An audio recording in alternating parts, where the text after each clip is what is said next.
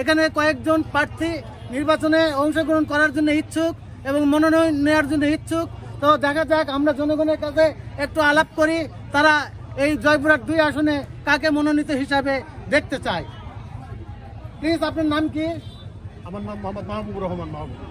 এখানে তো আজকে জনাব ইঞ্জিনিয়ার গোলাম মোস্তফার গণযোগ হচ্ছে। জয়পুরহাট 2 আসনে আপনারা কাকে এমপি হিসাবে দেখতে চান?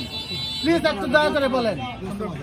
ভাই, আমি আর কি বলবো, এই জয়পুরহাট 2 আসনে প্রায় 4-5 জন ব্যক্তি কাঠপ্রত্যাশী।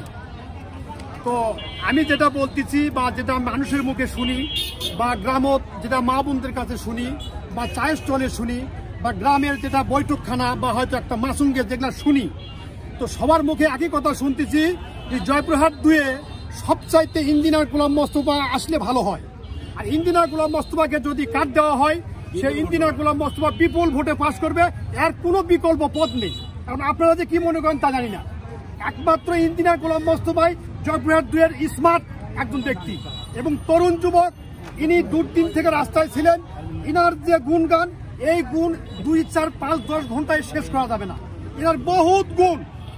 ইনি এমপি থাকা অবস্থায় তখন ছিলেন তার সৎমা, সে সৎমাও থাকা অবস্থায় এই এলাকায় যত উন্নয়ন করেছে একমাত্র ইঞ্জিনিয়ার গোলাম মোস্তফার উন্নয়নের সময় লাগে আছে।